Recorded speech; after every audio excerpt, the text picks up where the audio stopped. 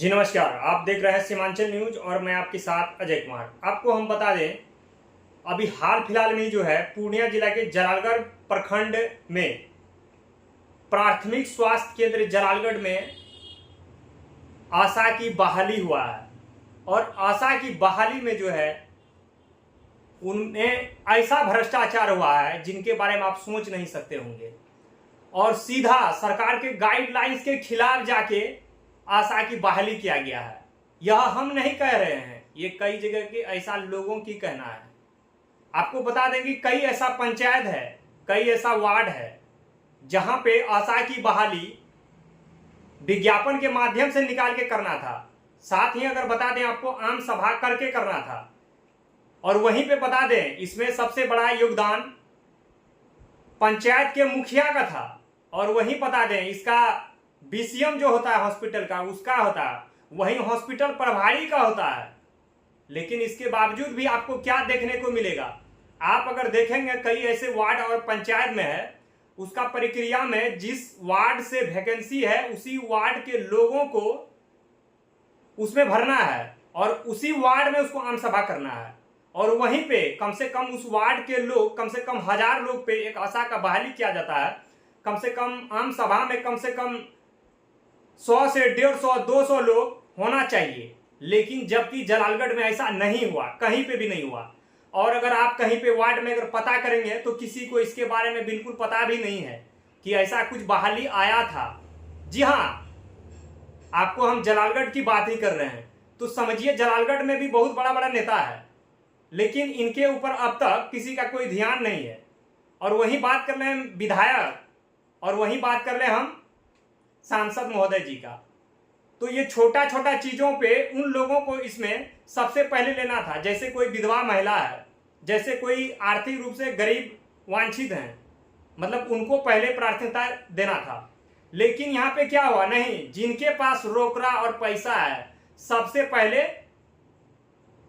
उन्हीं को लेना है। और ये तो छोड़िए, बिल्कुल आपको ये भी पता होगा कि उस वार्ड में जो है, वहां पे जलालगढ़ की बात कर रहे हैं, प्राथमिक स्वास्थ्य केंद्र जलालगढ़, और वहां पे आम सभा भी छोड़िए, मतलब एक ही परिवार के 5-5 लोगों को बैठाए हैं और कॉपी में साइन कराए। हम बता दें आपको, कई मुखिया से भी हम बात करने का प्रयास किए हैं। मुखिया जी से बात करने के बाद यह पता चला कि नहीं, आम सभा हुआ ही नहीं है। हमको तो ऐसे घर पे बुलाता साइन करने के लिए, हम तो कर दिए। लेकिन फिर फोटो वोटो है कुछ आपके पास? मुखिया जी कहते नहीं, ये तो बीसीएम के पास होगा, नहीं ये तो प्रभारी के पास होगा। जब बीसीएम से बात किया गया तो उन्होंने कहता है नहीं, ये तो इनका बारे में प्रभारी महोदय बताएंगे। जब प्रभारी महोदय से बात किया तो बोला नहीं, ये तो मुखिया की निगरानी हो रहा था। तो समझिए कि आखिर चल क्या रहा है गोल गोल घुमाने का मतलब।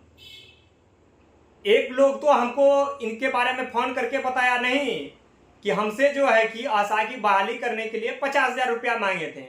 अगर वही बात कर ले 50,000 की, तो 50,000 की जगह कोई लोग जो है वहां पे उसको 80,000 देने लगा। तो फिर भैया उनका तो सीट का जो बहाली था फिर उनका कैंसिल।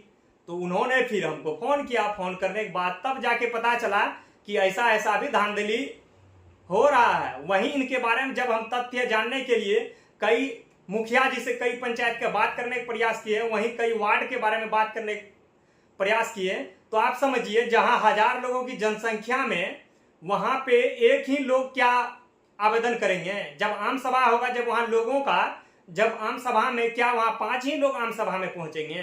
तो जानिए ये जलालगढ़ में कैसे होता है बहाली। आप लोग भी थोड़ा इनके बारे में देखिए। क्या आप जिस वार्ड से, जिस पंचायत से हैं, क्या आपके यहाँ जो आशा का बहाली हुआ है वहां पे आप लोगों का आम सभा हुआ है या नहीं?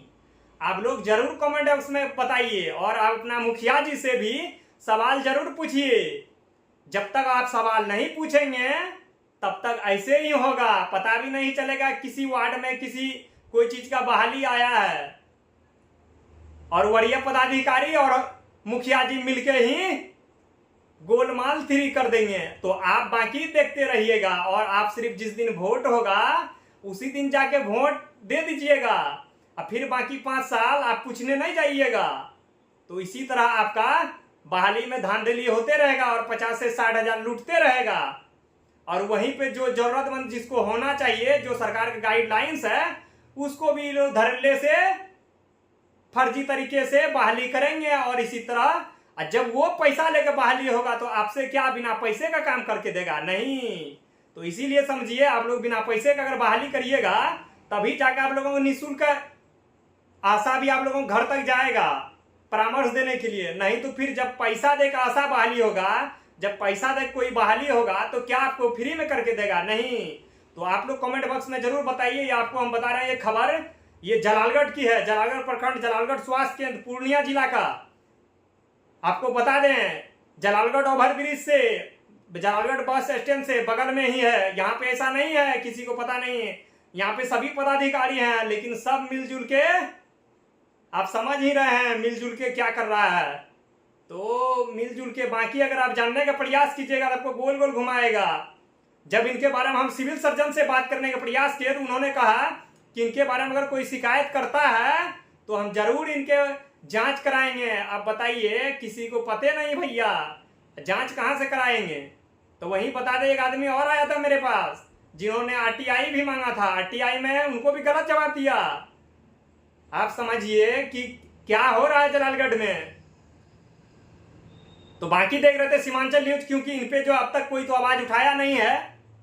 आप समझिए, इन पर आप लोग इस कमेंट बॉक्स में जरूर लिखिए। अगर इस वीडियो को देख रहे हैं, ये छोटा सा प्रयास कैसा लगा आप लोग जरूर जाके शेयर कीजिए, ताकि ऐसे ऐसे भ्रष्टाचार और भ्रष्टाचारी खिलाफ अगर आप खुद से आगे नहीं आएंगे तब तक यही होगा प्रखंड में विकास। जब आप ऐसे मुंह बंद करके चुप होकर रहिएगा तो यही आपकी जो है सब चीज ऐसे भ्रष्टाचार के माध्यम से ही लूटा चले जाएगा। जब तक आप पढ़िएगा नहीं तब तक ऐसे ही आपको बुड़बक बनाते रहेगा। आप किसी भी चीज के खिलाफ आप आवाज उठाइए।